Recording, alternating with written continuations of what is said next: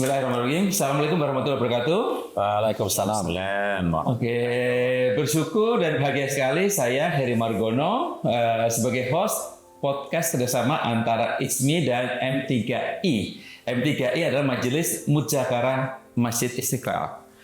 Tema yang kita bahas kali ini adalah teknologi dalam Islam, hilirisasi teknologi digital, otomotif, dan dirgantara untuk kemakmuran Indonesia. Makna mudzakarah adalah tukar pikiran, diskusi mendalam. Kita akan bertukar pikiran dan membahas topik ini secara mendalam dengan narasumber hebat kita. Pertama adalah Bapak Dr. Engineering Ilham Akbar Habibi, Ketua Dewan Pakar MPP ISMI. Apa kabar Pak Ilham? Alhamdulillah. Sehat Pak? Sehat, puasa berjalan dengan mulus. Dengan mulus.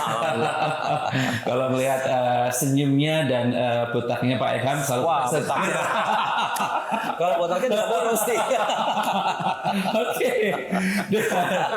Narasumber kedua kita adalah Bapak Profesor Dr. Teuku Abdullah Sani, Wakil Ketua Umum ISMI. Apa kabar Pak Sani? Alhamdulillah. Ya Pak Sani selalu full senyum ya Pak ya. Senyum dan senyum terus ya Pak ya.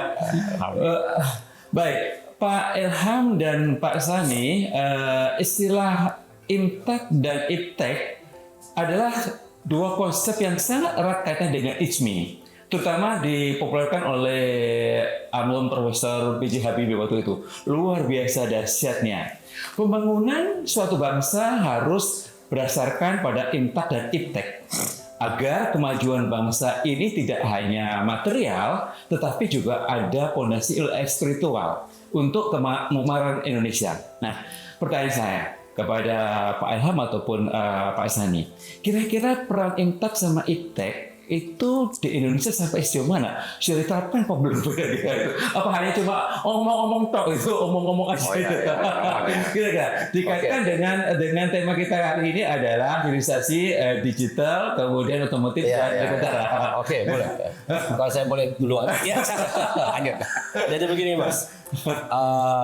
Pertama ada konsep imtak dan iptek. Itu sebetulnya bukan dua konsep, itu satu konsep. Betul. Karena yang kita di ISMI ini adalah salah satu boleh dikatakan inti daripada filosofi ISMI yang terus terang mungkin membedakan ISMI dengan organisasi Islam lainnya ya. Karena kita melihat keseimbangan atau keterkaitan atau dua konsep itu menjadi sinergistis satu sama lainnya. Itu sebagai satu kayak dwi fungsi gitu ya, atau kayak karena itu seorang manusia selalu punya seorang manusia selalu mempunyai dua-duanya ya. Apapun kepercayaannya. Itu seperti dualisme material dan yang non material yang spiritual. Itu seperti itu kurang lebih ya. Tapi itu kan secara filosofis. Nah, kalau menurut ISMI, ini Pak Habibie almarhum selalu mengatakan kalau kita mau tinggal landas sebagai negara dan bangsa dan umat, kita harus mempunyai dua-duanya. Itu seperti sebuah pesawat terbang yang punya dua sayap, yang sayap kiri adalah imtak, yang sayap kanan adalah iptek. Nah, dua-duanya itu harus benar-benar ada dan sama-sama kuat gitu ya. Idealnya. Tentunya dalam kenyataannya ada yang lebih kuat di imtaknya dibanding dengan ipteknya, dan ada juga yang sebaliknya ya. Itu secara individual. Tapi in prinsip semua manusia sebaiknya mempunyai dua-duanya. Ya. Tanpa imtak itu juga adalah Bapak selalu katakanlah ini ekstrem ya. Ada seorang yang mempunyai imtak saja, nggak ada iptek, nol sama sekali. Kalau yang bersangkutan melihat adanya tantangan atau masalah, tidak berdaya. Sebaliknya kalau kita adalah 100% murni iptek, nggak ada imtak sama sekali, itu bisa kita berada dalam posisi yang berbahaya. Karena kita tidak bisa menilai tapi mungkin acuannya itu salah satu acuan yang sebetulnya kita tidak bisa pegang sebagai sesuatu yang absolut ya.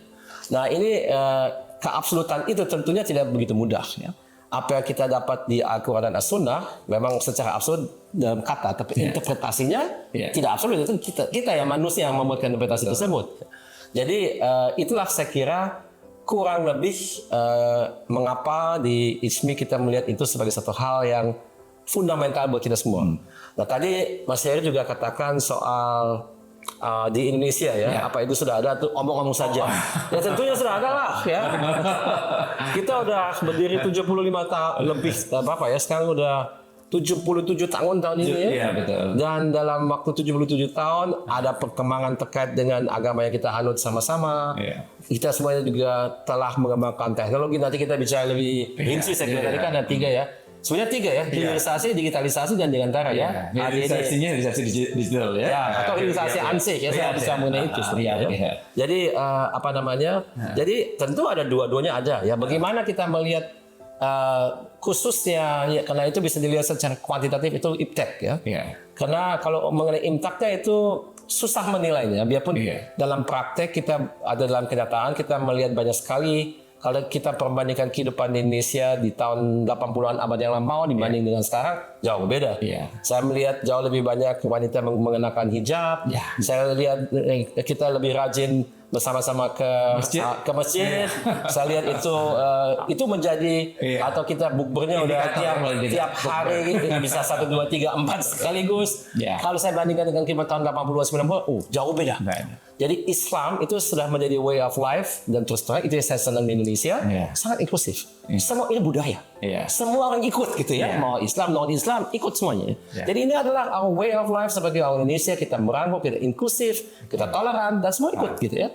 Nah kalau itu mungkin yang saya bisa bilang mengenai imtak. Jadi imtak tentu ada perkembangan yang besar sekali gitu ya. Kalau ipteknya bagaimana? Saya kira kalau kita perbandingkan dari berdirinya negara ini sampai dengan sekarang, banyak sekali hal yang kita capai. Itu juga sekaligus nyambung dengan apa yang tadi kita mau bahas ya, digantara. Kita sedang membuktikan kepada diri kita dan juga kepada dunia bahwasanya kita mampu membuat pesawat terbang. Bukan saja pesawat terbangnya, tapi juga sistemnya, industrinya, institusi penelitiannya, institusi dari segi pemerintahannya yang perlu dilibatkan untuk mensertifikasi dan sebagainya, semuanya ada. Jadi ini buat sebuah bangsa yang baru berdiri sebagai negara dan merdeka pada tahun 1945, sekarang 77 tahun kemudian, itu saya kira satu keberhasilan yang patut kita banggakan. Namun demikian, apa sudah cukup? Tidak. Jadi kita harus terus mengembangkan itu. Katanya PTDI mau produksi ini Pak ya, roket untuk TNI ya sekarang. Iya, itu dari udah lama. Tahun 80-an sudah mulai produksi. Ya. Tapi begini, mungkin roket saat ini dibanding awal yang zaman dulu lebih canggih ya sekarang. Di situ kita membandingkan roket zaman dulu dengan sekarang. Saya yakin biarpun saya tidak tahu rinciannya, bahwasanya itu ada perbedaan dari si ipteknya. Tapi yang penting iptek atau imtak itu yang penting apa? Bukan iptek imtak ya, manusianya. Manusia yang memiliki imtak atau menguasai iptek dan memiliki imtak. Gimana Prof Sani? Nah ini komentar nih. Coba imtak. Siapa teknologi ini ya? Kalau tadi di bulan Ramadan ya, kita selalu mendekat daripada Allah gitu ya. Dalam ayat Al-Quran itu tidak bisa lepas juga imtak dan iptek. Itu sama seperti embedded juga ada seperti Pak Ilham mengatakan ya embedded. Jadi satu kesatuannya tidak terlepas. Misalnya Al-Quran itu hanya urusan sholat saja, ibadah saja. No.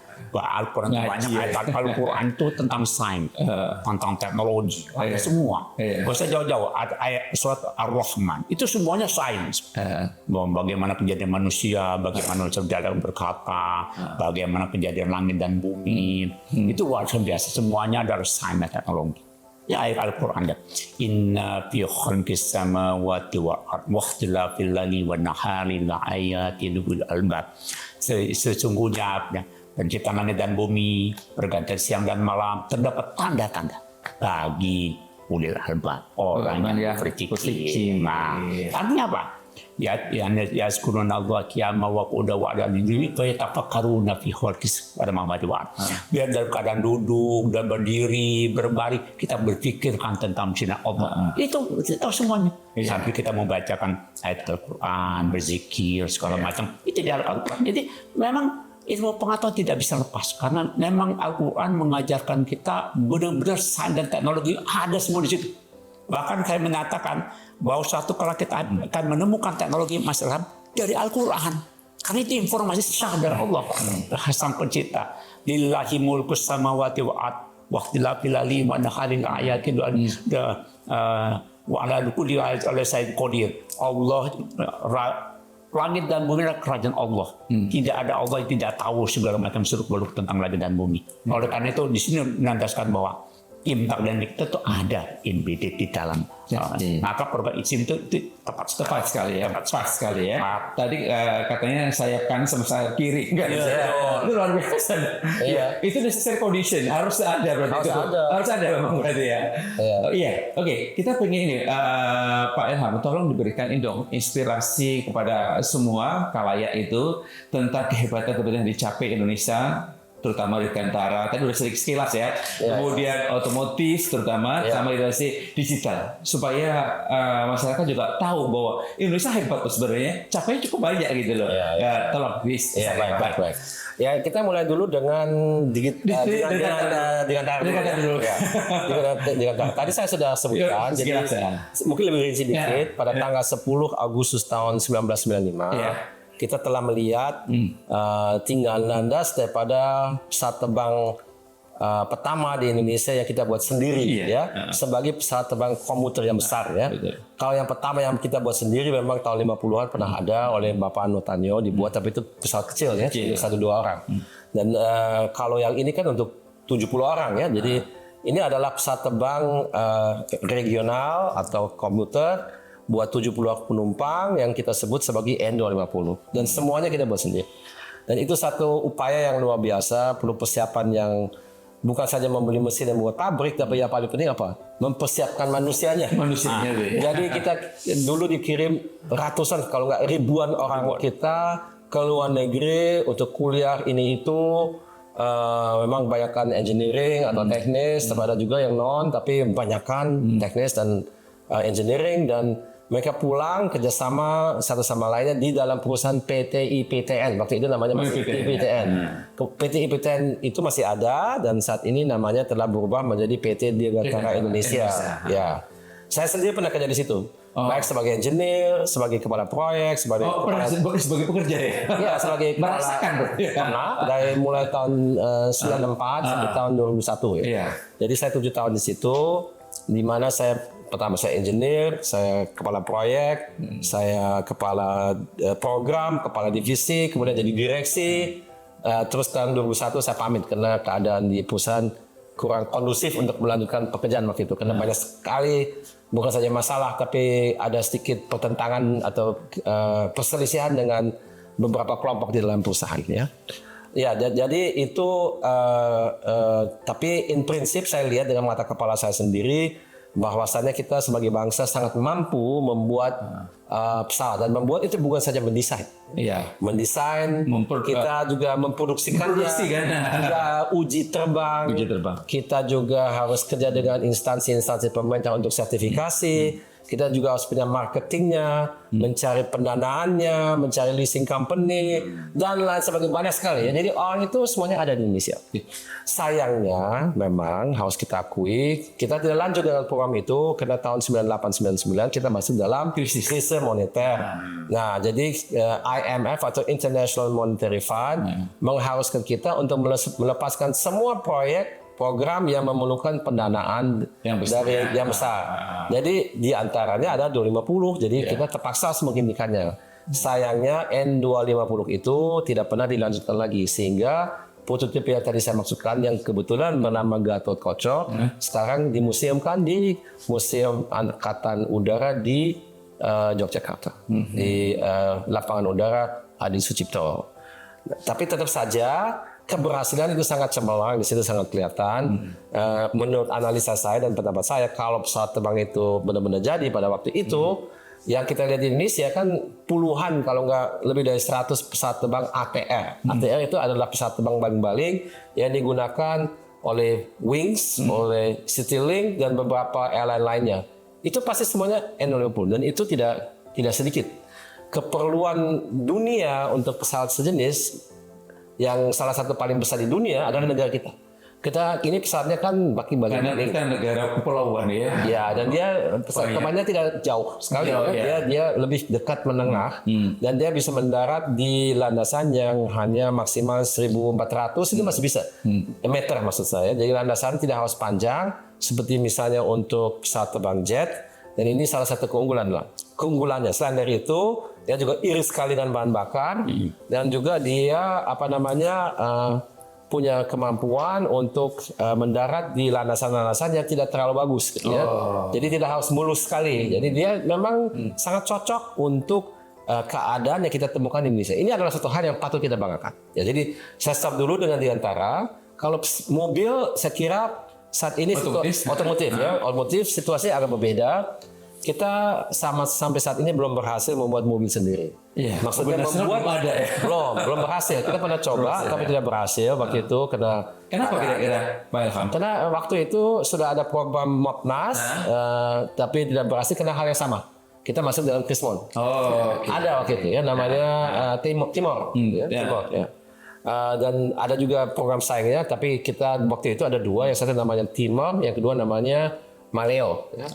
Tapi dua-duanya mobil nasional itu tahun 90-an, tapi Maleo dihentikan dulu karena ngalah demi Timor waktu itu, karena tidak perlu dua, jadi Maleo-nya ngalah untuk biar Timor maju, tapi Timornya tidak bisa lanjut karena masalah Krismon gitu ya. Tapi keadaan industri otomotif di Indonesia berbeda dengan industri Dirgantara. Industri otomotif di Asia Tenggara ini boleh dikatakan yang terbesar. Kita kapasitasnya sampai 3 juta mobil per tahun bisa dibuat di Indonesia. Tapi kalau kita lihat satu-satu, mobilnya dari mana asalnya? Jepang, Korea, Cina, tapi tidak ada di dalam negeri.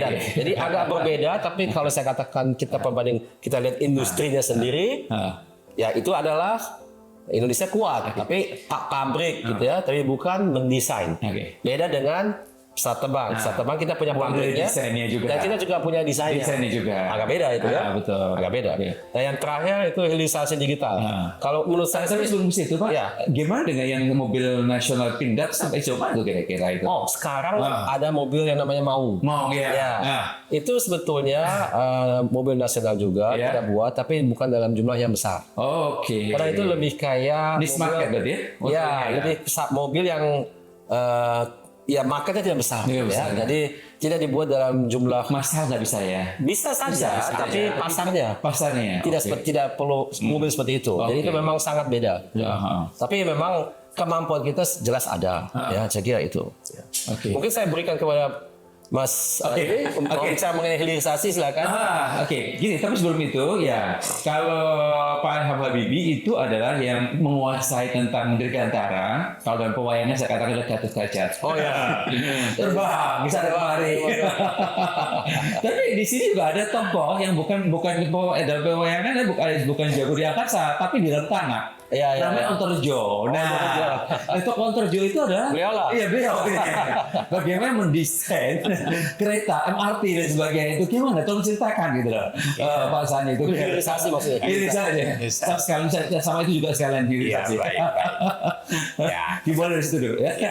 Kebetulan saya ditugaskan pemerintah Presiden untuk mengaplikasikan ilmu saya urusan buat tanah. Jadi dalam konteks ini saya mendapatkan petugas pembentukan MRT Jakarta fase 1 dan fase 2. Sudah menikmati MRT? Sudah menikmati. Bagaimana rasanya? Nyaman sekali. Mantap sekali. Mantap sekali. Nah, itulah tugas saya. Ontorjo tadi. Profesional sama saya adalah mencari jalan yang paling aman, jalur MRT itu.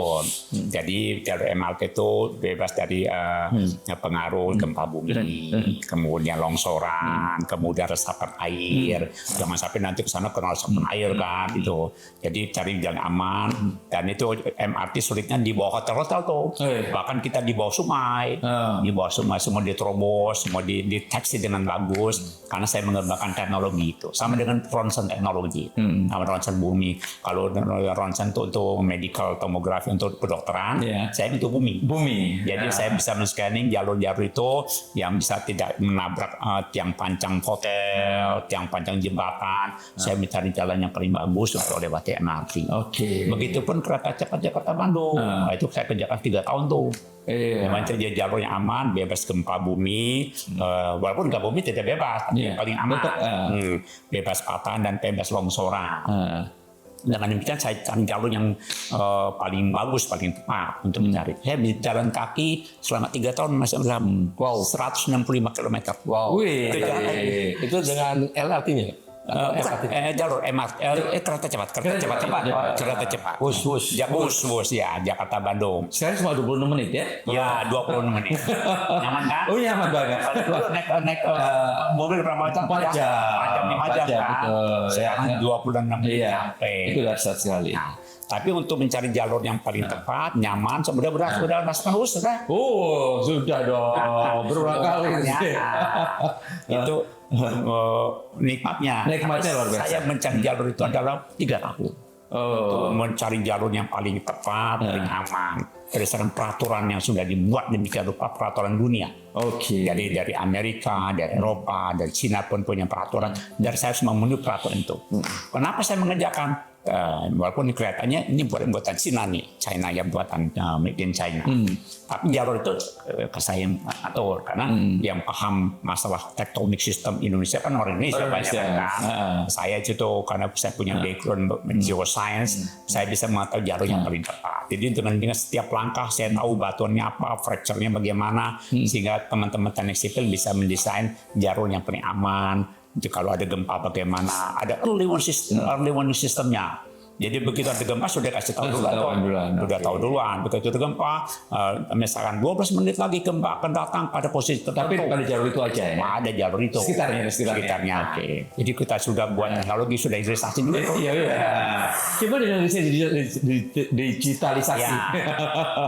Di Indonesia. Zaman now tidak ada lepas dari masalah digital. Kehidupan sekarang itu semua serba digital. Ya, karena dengan teknologi itu manusia menjadi nyaman, jadi kalau teknologi jangan lupa, teknologi tidak sesuatu yang kaku loh. Teknologi itu high tech dan high touch. Itu kata Nestle gitu dalam bukunya Megatrend pertama gitu. Jadi teknologi itu jangan dianggap sesuatu yang kaku, sesuatu yang strict gitu.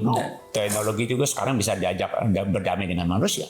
Jadi teknologi itu membuat kita jadi nyaman. Bahkan ke depan teknologi itu bisa masuk dalam diri manusia. Tidak terpisah. Nanti kalau Mas Heri sudah kehilangan pendengaran, masuk ke teknologi sini.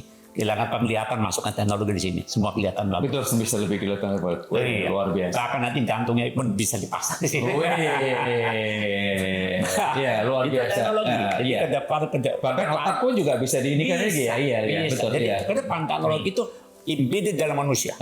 Jadi masuk dalam manusia, dipakai untuk memperbaiki komponen-komponen kita. Mungkin kita sudah menua, melemah segala macam, kita perbaiki segala macam. Itu teknologi. Teknologi pertanyaannya adalah yang membuat rata-rata itu digitalisasi itu semua bukan dari orang Indonesia. Nah, gimana itu? Menghadapi seperti itu gimana? Kita hanya cuma pengguna aja sekarang itu. Sebagai user. User semua gitu. Memang betul, sebab riset besar membutuhkan uang yang banyak. Money yang cukup, APBN-nya juga harus memberikan khusus untuk riset dan development, mandinya. Dan itu Indonesia belum cukup dalam hal itu. Tapi kita tidak kalah. Riset kami juga banyak yang mendapatkan doktor di luar negeri. Memang khusus tentang digitalisasi. Dengan seperti early warning system, kita semua menguasai banget. Sangat menguasai banget ya. Dengan demikian, saya belajarkan karena ilmu saya itu seismologi. Jadi dengan demikian betapa pentingnya teknologi. Jadi dengan demikian kita bisa memprediksi gempa ada di mana, besar di mana, kemungkinan kerusakan bagaimana, sudah bisa tahu. Itu teknologi semua. Tadi Pak Sani mengatakan bahwa untuk teknologi butuh riset dan sebagainya. Kira-kira Pak Elham, untuk anggaran riset tentang teknologi itu kira-kira sampai di mana nih? Di Indonesia kira-kira. Mohon maaf, saya mau bicara mengenai hilirisasi dan digitalisasi. Jadi kalau pertama, karena tadi menurut saya ada beberapa hal yang saya ingin tambahkan. Ya, pertama, hilirisasi dalam konteks kekinian ini, kita lebih mengerti seperti hilirisasi dari sumber daya alam yang kita miliki. Ya, jadi hilirisasi dari yang paling terkemuka saat ini adalah nikel. Hilirisasi itu adalah nikel itu kita punya, kita tidak ekspor dalam bentuk mentah, tapi harus kita proses dalam negeri. Betul. Ya, menjadi apa? Kalau untuk nikelnya menjadi bahan yang digunakan untuk baterai. Betul. Ya, jadi ini bagian daripada industri otomotif. Ya, jadi dengan itu strategi kita di Indonesia adalah kita lambat laun ini harus dilihat sebagai bagian bukan sama dengan bagian daripada strategi kita membangun industri lebih kuat. Benar. Nah, kalau menurut saya, pendapat saya, hilirisasi bagus, tapi tidak cukup. Kalau tidak boleh kita samakan hilirisasi sama dengan industrialisasi. Itu adalah bagian dan menurut saya bagian yang tidak terlalu besar. Jadi industrialisasi yang akan benar-benar membuat kita sebagai negara dan bangsa maju adalah industrialisasi yang skalanya besar sekali. Betul. Apa? Kenapa? Ya pertama adalah nilai tambah ya. Jadi nilai ekonominya. Nilai ekonomi tidak kecil, tapi kalau kita bandingkan dengan industri yang lain yang semuanya juga harus kita kembangkan itu masih tentunya tidak. Kita sebetulnya kita lihat efeknya dari hilirisasi ini yang sudah berjalan beberapa tahun ini, persentase industri dari PDB produk domestik bruto tetap di bawah 20%. Ya, jadi peranan industri itu untuk menciptakan nilai ekonomi kita masih di bawah 20%. Padahal kalau kita lihat misalnya Vietnam, dia itu udah menjelang hampir 30%. Dan dulu waktu kita lebih maju dari segi struktur laju pertumbuhan kita, pertumbuhan kita saat ini didorong terutama oleh konsumsi, tidak salah. Tapi porsi dari industri itu masih terlalu kecil. Mestinya porsinya industri itu minimal 25% ke atas. Sehingga pertumbuhan yang kita alami di Indonesia bisa menjelang 8%. Sekarang itu yang diinginkan oleh pemerintah. Sekarang kita memang sudah bertahun-tahun boleh dikatakan lebih dari satu dekade hanya 5%, 5,5%, tapi tidak pernah. Itu masalah struktural. Tidak akan bisa lebih daripada itu kalau industri tidak maju. Jadi hilirisasi harus kita lihat dalam konteks itu. Apakah cukup hilirisasi dari mineral? Saya kira tidak. Yang harus kita hilirkan juga sumber daya alam yang dari bumi, hasil bumi dan hasil laut misalnya ya, atau hasil hutan gitu ya. Jadi pertanian, perikanan, atau kehutanan dan lain-lain itu semuanya harus dihilirkan juga. Tapi apakah itu cukup? Tidak. Karena kalau kita membayangkan negara kita, sebetulnya yang harus kita bahas bukan hilirisasi, industrialisasi. Hilirisasi itu bagian dari industrialisasi. Karena kita mau jadi negara Indonesia emas kan. Untuk itu harus mempunyai industri kuat. Coba kasih lihat saya satu negara aja di dunia ini yang menjadi maju tanpa industri. Nggak ada. Ini teman saya Mas Ani ini lama di Jepang. Saya ini lama di Jerman. Negara ini apa? Maju kan? Negara itu dikenal sebagai apa? Negara kuat dalam industri. Negara yang menerapkan impact secara luas-luas ya. Tentu mereka juga punya impact masing-masing. Yang satu lebih ke Shinto dan Buddhis, yang satu lebih ke Kristen. Tapi tidak menjadi soal. Yang soal adalah penguasa. Kalau kita mau memajukan negaranya ya begitu. Jadi hilirisasi seperti itu. Nah kalau digitalisasi, ini saya kebetulan adalah ketua Dewan TIK, Teknologi Informasi dan Komunikasi Nasional semenjak 11 tahun. Itu badan pemerintah sebagai kayak badan konsultan lah. Ya, kita tidak punya kewenangan untuk memutuskan apa-apa. Tapi kita kasih banyak sekali masukan untuk kementerian dan lembaga non-kementerian, kita melakukan koordinasi. Jadi digitalisasi itu memang kata besar sekali. Ya. Karena kalau kita bisa digitalisasi, yang utama yang kita hadapi saat ini adalah transformasi yang kita mau lakukan. Transformasi bangsa kita, negara kita, industri kita, sektor edukasi, sektor kesehatan, bahkan sektor pemerintahan semuanya ada digitalisasi. Dan kalau kita lihat produk dan proses digitalnya itu ada macam-macam. Jadi kalau kita lihat jelas perlu hardware atau perangkat keras, jelas perlu software atau perangkat lunak, jelas perlu network atau perangkat jaringan, jelas perlu banyak manusia yang mempunyai literasi digital yang memadai, semuanya harus ada. Nah, kita statusnya beda-beda. Kalau saya lihat misalnya ya, kalau untuk software yang berupa network kayak aplikasi, Indonesia tidak jelek-jelek amat. Jauh-jauh bahkan ya. Kenapa? Karena kita ini punya populasi besar sekali. Dan mereka itu semua adalah pengguna internet, pengguna digital. Tapi seperti Mas Ari sudah katakan tadi, atau Mas juga, lebih ke konsumtif bukan produktif. Bukan consumer, digital consumer. E-commerce, juga apa ya untuk pesan makanan atau mobil dan motor itu kan ada Grab, ada Gojek atau yang lain gitu ya. Itu kan sudah besar sekali. Ini termasuk kalau kita lihat dari itu kan bisa diukur dari jumlah startup yang ada di dunia ya. Indonesia rankingnya top 10 loh. Betul. Bagus loh. Nah, ini sekarang kita bicara mengenai network atau software atau perangkat lunak gitu ya. Tapi gimana dengan perangkat keras? Itu ya kita masih sangat tidak baik. Kita memang punya keinginan membuat chip. Kita membuat komputer, tapi itu rakit. Kita import semuanya. Jadi mulai dari semuanya diimport. Ada bagian kecil yang kita buat sendiri, tapi nilai tambahnya kecil. Kita tidak dikenal sebagai membuat handphone Ada, maaf, saya harus kalah. Kita membuat handphone, tapi kita buatkan orang punya. Iya. Bukan desain kita. Iya. Desainnya, tapi komponennya semua dari luar ya. Tapi Desain dan mereknya merek mereka. ada yang punya merek Indonesia ada. Ada. Tapi susah untuk dia lawan merek-merek dari terutama Cina. Ya. Oh. Atau Amerika juga ada ya. Atau Samsung, susah. Tapi ada. Tapi ya, Apa namanya? wah saya lupa. Tapi dia common goal lah. Ada data terus dia nggak ada lagi. Oh, Tapi ada. Ada ya? Ada. Tapi mereka buat handphone, dia mungkin desain sendiri, tapi komponennya semua dia beli. Karena ya memang kita harus akui, super power dalam hal produksi komponen-komponen digital itu mungkin hanya segelintir negara. Taiwan, Cina, Amerika, Korea itu yang buat parts-nya. Kita bisa beli, terus kita buat desainnya, kita buat sendiri bisa. Tapi ya saya kira statusnya kalau lebih itu. Jadi yang kita inginkan di Indonesia sebetulnya adanya industri digital perangkat keras yang lebih kuat. Itu mau kita lakukan. Yang basicnya belum dari Indonesia, berasal dari Indonesia. Ya, ini memang menjadi masih debat. Saya tidak bisa ambil kesimpulan di sini, tapi ada impian ya saya tahu. Kita satu komponen yang diperlukan untuk buat chip itu namanya silika. Silika itu adalah sumber daya mineral yang ada banyak di Indonesia. Misalnya di Pulau Natuna, di Kalimantan Tengah, dan di Bangka dan beberapa tempat lainnya. Nah ini mulai dari prinsip itu ada pemikiran untuk membuat chip juga berdasarkan dari hilirisasi lagi gitu ya. Tapi memang jauh ya. Dari pasir, ini kan silika kurang lebih pasir tertentu, menjadi chip itu jauh. Dan investasinya luar biasa. Untuk buat chip itu, wow. Mahal sekali, super mahal. Dan apa perlu atau tidak, alam bisa, saya tidak tahu.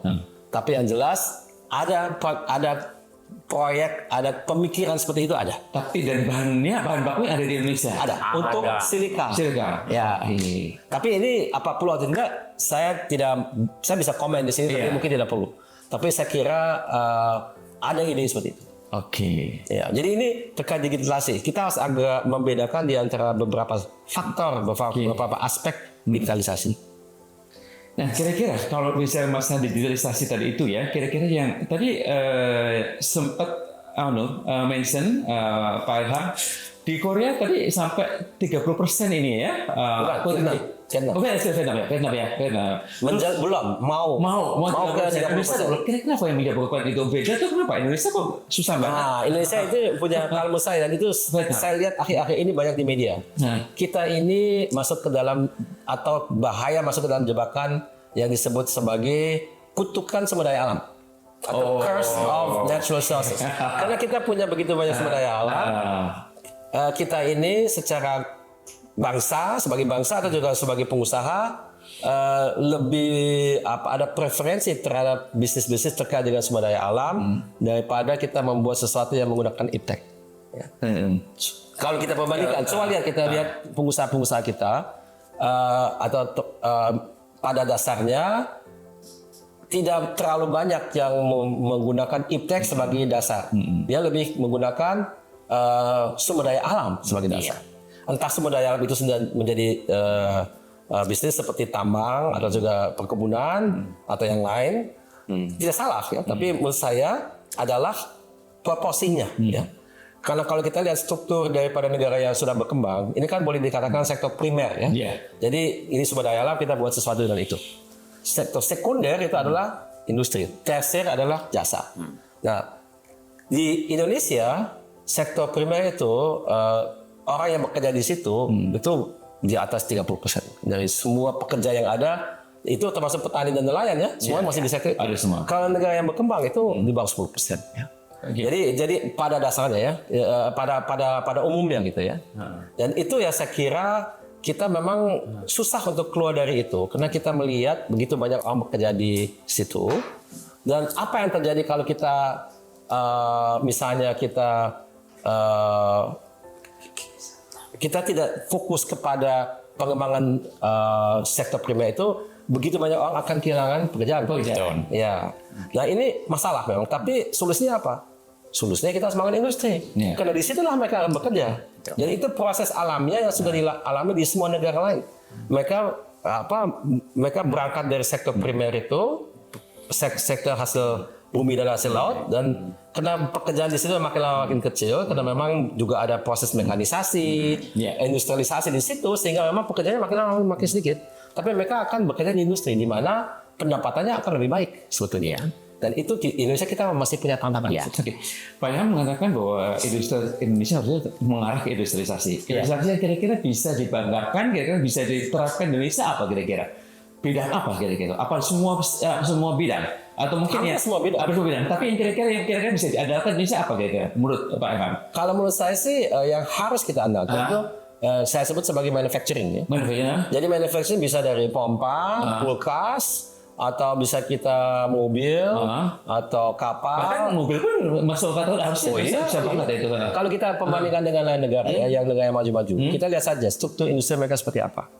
Jepang, Amerika, Jerman, ya ini kan 3 yang sudah cukup maju. Kuat. Sektor otomotif pasti megang peranan yang besar. Iya. Kalau di Jerman itu boleh dikatakan sektor utamanya mungkin ya. Iya. Dia itu mobil itu membuat begitu banyak memberikan begitu banyak lapangan pekerjaan. Dia juga bukan saja kuat dari segi 1-2 perusahaan, tapi itu satu ekosistem. Supplier-suppliernya dan juga perusahaan-perusahaan yang bergantungan pada industri itu sangat banyak ya. Jadi apakah ke depan itu juga akan seperti itu? Ada kemungkinan. Jadi tidak ada salahnya kita di Indonesia mengembangkan sendiri mobil listrik. Ya sudah mulai ya. Nah, memang di Indonesia juga ada banyak yang masuk gitu ya, seperti perusahaan-perusahaan dari Cina, terutama Korea yang juga membuat mobil listrik. Tapi kalau kita lihat secara historis dan sebagai perbandingan, sektor otomotif ada kemungkinan akan memegang peranan yang tidak kecil di Indonesia. Iya. Selain dari itu juga ada sektor-sektor lainnya ya yang perlu kita perhatikan terkait dengan permesinan misalnya. Kenapa tidak permesinan yang kita perlukan kita buat sendiri sebagian. Dan saya tidak bicara mengenai mesin-mesin yang sangat-sangat high-tech. Bisa saja, tadi kan saya sebut hal terkait dengan hilirisasi hasil bumi hasil laut. Jadi untuk mengolah hasil, misalnya dari pertanian, dari atau perikanan itu, mesin itu menurut saya sebagian atau hampir semuanya kita bisa buat sendiri. Dan itu merupakan satu industri tersendiri. Mengingatkan diri kita bahwasanya kita mempunyai negara yang begitu luas, dengan begitu banyak produksi dan produk di sektor hasil bumi hasil laut. Itu juga merupakan industri. Jadi kita jangan lihat saja produk sumber daya alam itu, tapi juga industri yang mendukungnya. Gitu. Itu bisa menjadi industri tersendiri. Gitu. Oke, Pak Sani, komentarnya Pak. Tentang apa idenya Pak Ilham tadi itu bahwa kita banyak sekali harus industrialisasi gitu. Iya, betul. Saya kira kita harus mampu mengkombinasikan lah. Jangan terlalu loncat juga. Karena kita punya wilayah pertanian dan kehidupan manusia banyak itu di bidang pertanian. Iya. Jadi bisa melakukan mekanisasi, bahkan digitalisasi dalam dunia pertanian. Itu ISMI sudah memberikan contoh. Kita membuat desa cendikia di Bogor.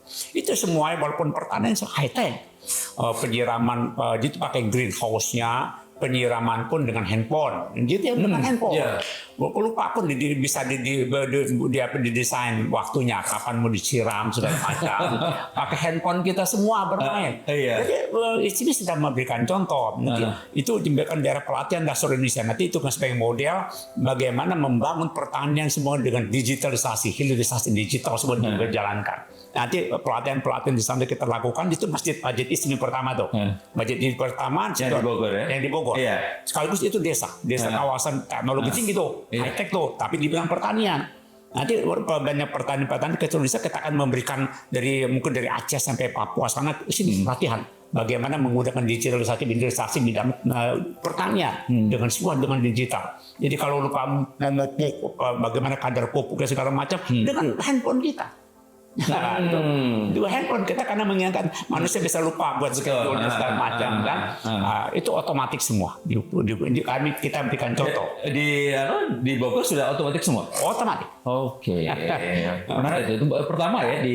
Iya pertama. Nanti kapan datang loh? Aku datang dong. Aku peresmian mesinnya datang. Oh iya. Cuma dijelaskan. Iya tapi belum bisa melihat ke bawah. Ya, data greenhouse. Media pembelajaran bagi semua. Itu berdekat dengan IPB, kebetulan komunitas IPB pertanian itu bagus sekali untuk nanti ke depan bidang perikanan, kelautan, bahkan nanti bidang pertambangan, semua sistem dengan sistem digital. Jadi tidak meninggalkan memang resources bangsa kita, negara kita memang dahsyat. Bagaimana kita bisa mengkombinasikan high tech itu dengan resources yang ada. Ini harus kita kombinasikan. Jadi editorial bagi bangsa dan negara tumbuh besar dengan kita bisa menjadi negara terdepan di tahun 2045 di tahun Indonesia Emas. Indonesia Emas. Harapan insya Allah ini bisa berjalan dan ISMI harus berperan.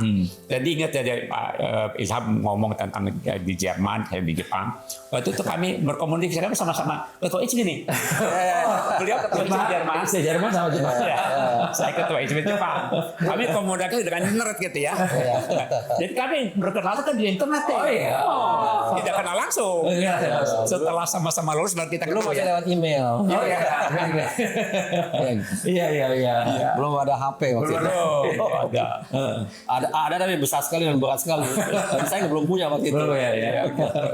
Kita waktu itu membuat pengajian dunia kan ya. Iya. Dengan Isnet. Iya, Isnet ya dengan Isnet. Isnet. Kita membuat pengajian seluruh dunia. Itu pengajian pertama di dunia loh. Oh iya.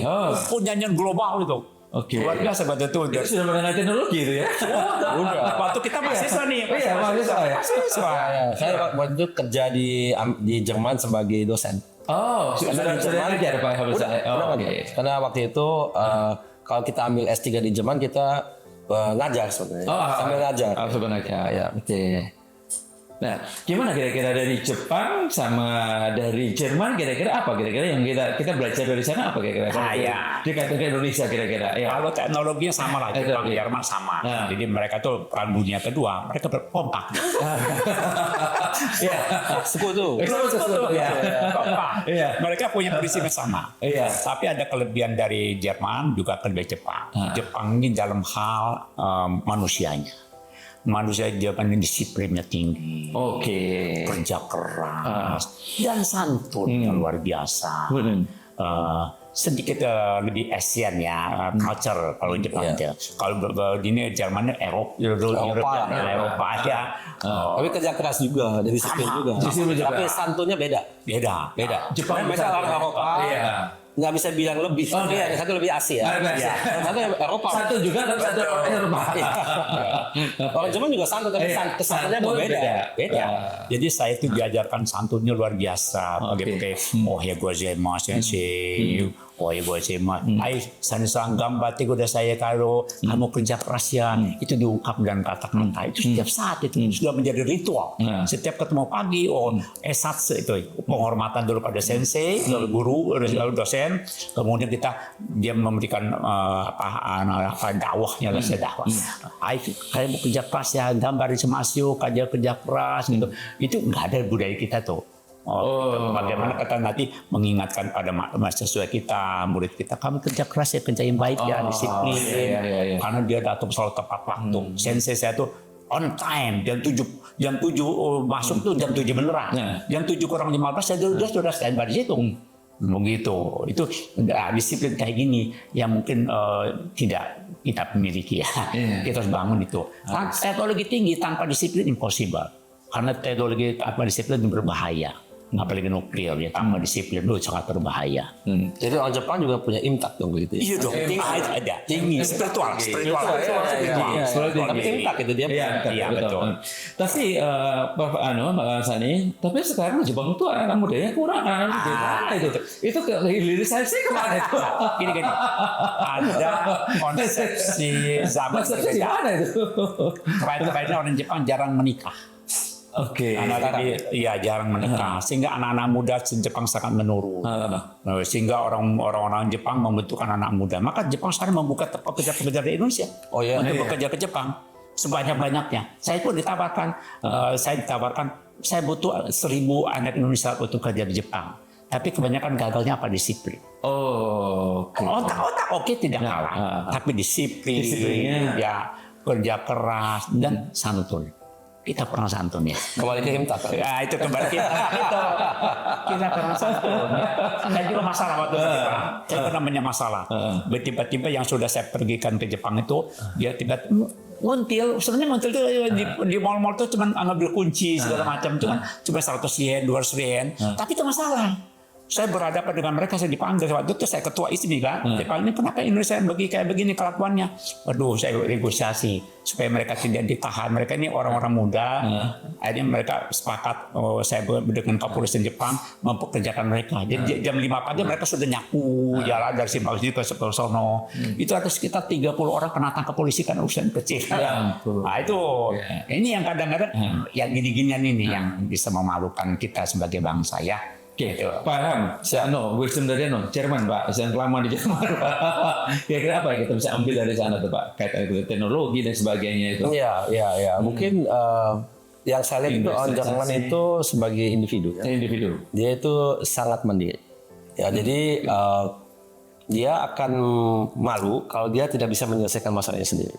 Tentu dia akan tanya pada waktunya kepada orang lainnya. Tapi dia itu kemandirian masing-masing itu sangat tinggi.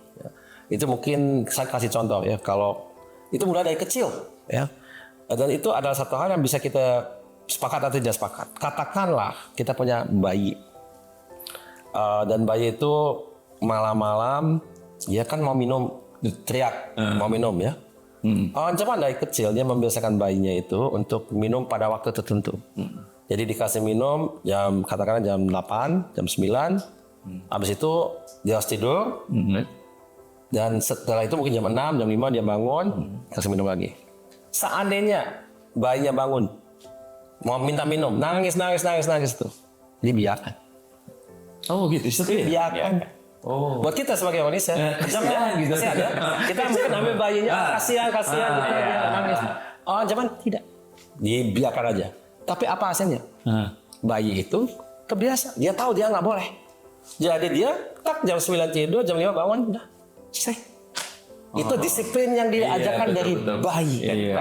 Tapi buat kita nggak tega, aduh kasihan dia teriak itu anak saya. Ya tapi akibatnya begitu. Ya ini hanya contoh kecil dari awal. Saya lihat, wow, ini ternyata budaya Jerman seperti itu ya. Betul. Dan saya kan lama 31 tahun di sini ya.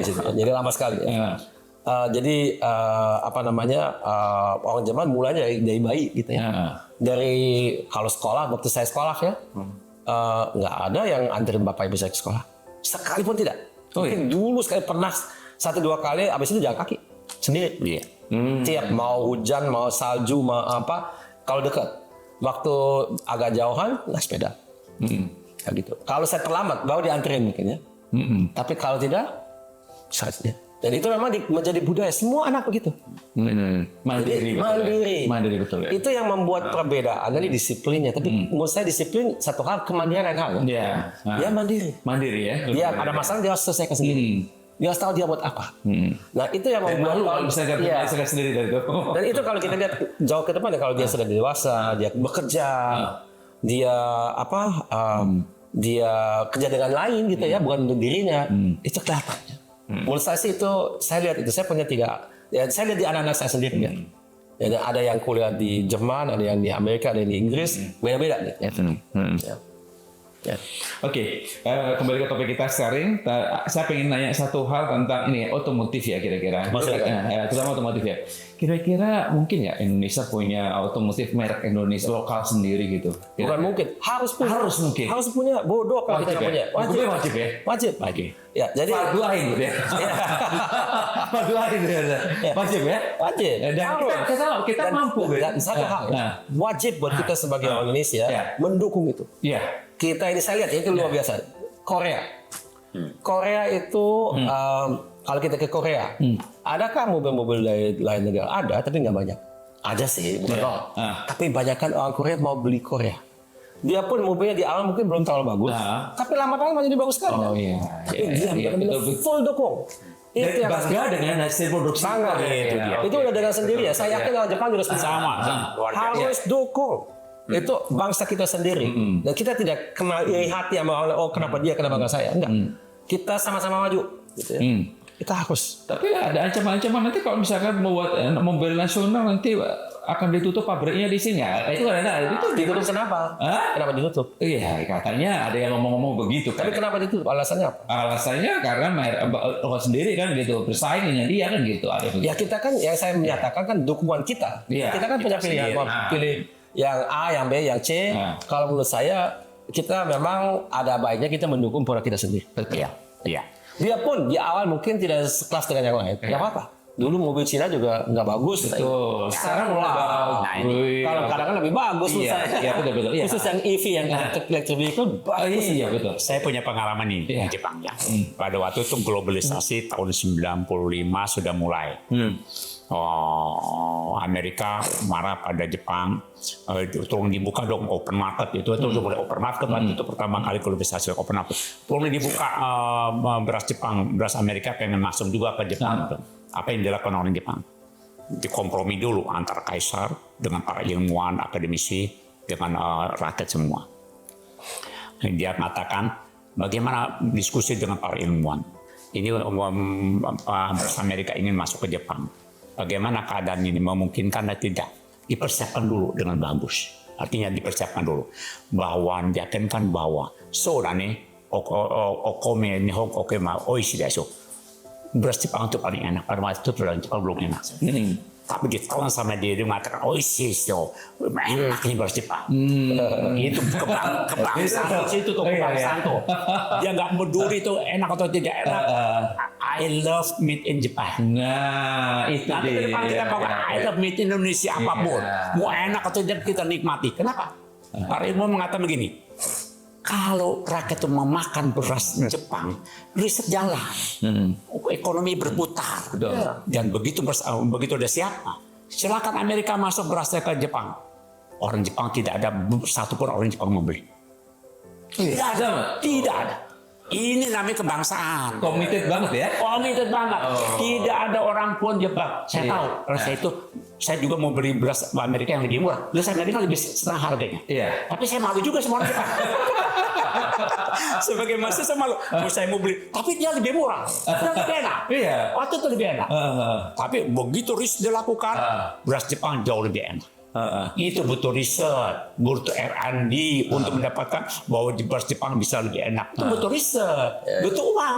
Tapi dukungan rakyat luar biasa. Oleh karena itu nanti Pak Prabowo ingin membuat apa namanya maung, kita semua beli maung. Iya. Tidak mau beli mobil lain. Begitu caranya. Wajib gitu ya? Wajib. Kita dari kita sendiri sebagai bangsa. Betul. Tidak mau buat yang lain kecuali buat Indonesia. Itu kebangsaan namanya. Jadi kalau kita cinta bangsa, kita buat apapun, kapal terbang buat Indonesia, mobil buat Indonesia, begitu mesin pertanian buat Indonesia. Nanti kita buat istri kita buat. Nanti istri membuat industri-industrinya kan. Tapi ada yang beli dong. Siapa yang mau beli? Orang bangsa sendiri yang mau beli. Tapi jangan kita mengenyek bangsa kita kan. Apa ini made in Indonesia? Wow, gitu kan? Nah, itu masalahnya. Sifat kebangsaan belum menghargai karya anak bangsa sendiri. Ini dia yang harus dibangkitkan. Dia tugas itu. Betul. Iya, tugas di sini.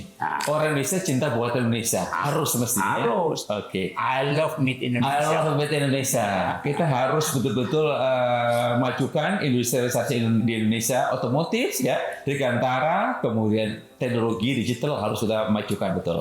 Oke, sekarang waktunya untuk berikan closing statement dimulai kalau dari mulai Pak Ilham, sekarang dari Pak Sandi dulu ya. Gimana ya? Nanti baru Pak Ilham terakhir. Kalau gitu saya tekankan tadi. Saya mengatakan tadi Sintalik dan hargailah karya anak bangsa sendiri. Oke. Dengan demikian insya Allah ke depan kita bisa maju bersama. Walaupun kita masih kekurangan segala macam bidang, tapi berkat niat kebangsaan untuk cinta terhadap karya anak bangsa. Ini yang kelihatannya ini masih kurang.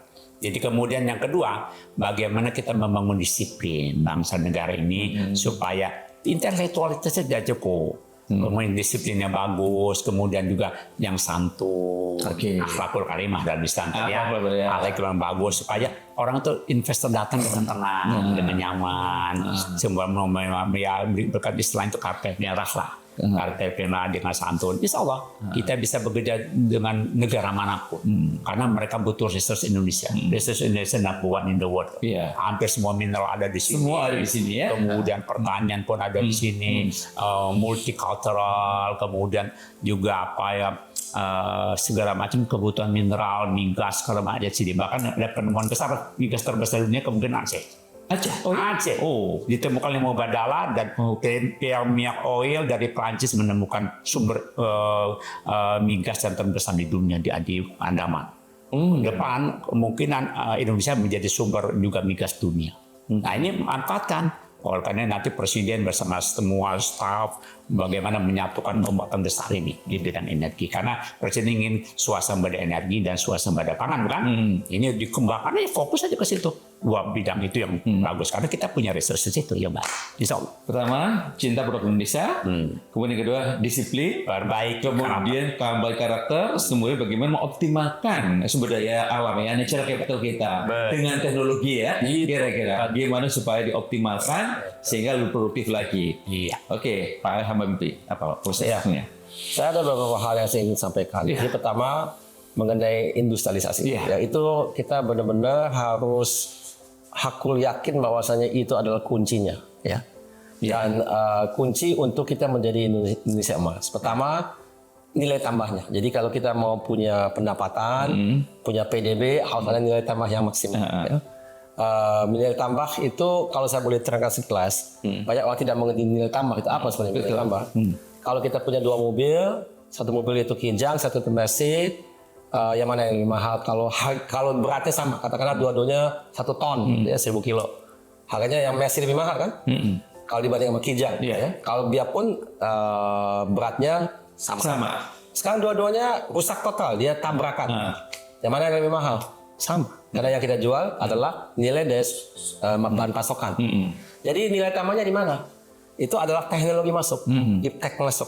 Jadi kita sebagai manusia membuat nilai daripada sumber daya alam itu menjadi lebih tinggi karena kita masukin teknologi. Teknologi gitu ya. Untuk Mercedes kemungkinan besar lebih besar daripada Kijang. Biarpun Kijang tidak jelek, tapi memang sasarannya lebih untuk orang yang beli Kijang tidak membeli mobil yang luxurious gitu ya, tidak. Jadi untuk Mercedes dia memang kelas A. Jadi ini nilai tambah. Jadi tapi kuncinya di iptek. Jadi kalau saya katakan industrialisasi, ya kalau kita mau maksimalkan itu, kita mau tidak mau harus ada iptek yang kuat di Indonesia. Kita masih sangat kurang orang, kita juga masih sangat kurang dari segi pendidikan menurut saya. Itu bagus pendidikan yang kita punya, tapi seringkali relevansi apa yang kita belajar di universitas tidak cocok dengan apa yang kita perlukan di industri. Jadi itu masih ada link-nya, itu juga harus kita perbaiki. Ya. Tapi sekali lagi yang penting adalah industri kita harus kuat di Indonesia kalau kita mau jadi Indonesia maju, Indonesia emas. Itu yang pertama. Yang kedua, kita juga tetap harus mempertahankan, mengembangkan dan membuat negara itu tetap seperti ini atau lebih baik, negara yang demokratis, terbuka, penuh dengan toleransi dan sebagainya. Ya. Saya kasih contoh, ya. Negara-negara yang maju di dunia ini biasanya itu, biarpun tidak semuanya, tapi yang maju secara berkelanjutan itu banyakkan negara seperti itu. Karena manusia itu bekerja di situ dan bisa bercipta karya, bisa berinovasi tanpa dia takut. Jadi itu saya maksudkan bukan kita ini kebetulan semuanya Muslim ya, tapi yang non Muslim gimana? Tentu dia juga harus ikut dalam hal itu. Dan itu kalau tidak harus sama. Kita semuanya bangsa. Dan dalam hal itu saya bisa kasih contoh. Waktu kita lihat peradaban Islam di puncaknya, itu terjadi di periode klasik di antara hijrah dengan kalau dalam tahun Masehi 1250 kurang lebih ya. Jadi itu 1250 Masehi sampai sebelumnya mulai ada hijrah sampai itu periode klasik. Di situ ada 2 dinasti, satu Abbasid, yang kedua adalah Umayyad. Puncaknya kita kan selalu keluhkan, dulu Islam itu emasnya, kok kita nggak bisa seperti itu. Kalau kita lihat rinciannya, mereka bisa kerja itu kayak negara yang paling bebas sedunia dulu itu ya. Bisa saling toleransi dari manapun mereka datang, bisa ikut serta dalam pembangunan. Mau dia datang dari negaranya bisa berbeda, dari Mesir, dari Iran, dari Saudi, dari negara Eropa atau dari mana, dari Cina, nggak jadi soal. Agamanya pun juga gitu. Jangan kira semuanya Muslim. Ada yang Kristen, ada yang Yahudi, ada yang agama lain. Tidak menjadi soal. Kita semuanya sama-sama bergandengan untuk membangun. Itu untuk begitu toleransi itu mulai berkurang. Ya. Itu bisa dilihat. Ini saya bicara bukan sejarawan ya, tapi saya pernah belajar itu bahwasanya itu salah satu alasan, bukan salah satunya ya. Salah satu alasan kenapa itu runtuh diantaranya karena toleransi terhadap yang lain itu berkurang. Dan tentu juga ada persaingan dengan Eropa, ada perang salib dan sebagainya, ada era kolonialisasi itu juga semua yang memegang peranan, dan khalifat itu juga kalah perang dunia pertama dan juga perang-perang sebelumnya, ada juga yang pernah mengalami ada kekalahan, dan itu juga memegang peran itu salah satu. Nah, tapi toleransi itu penting. Jadi itu dalam konteks Indonesia, Indonesia seperti itu harus kita pertahankan. Bahkan kita harus memperbaiki kalau ada yang itu. Penting itu. Oke.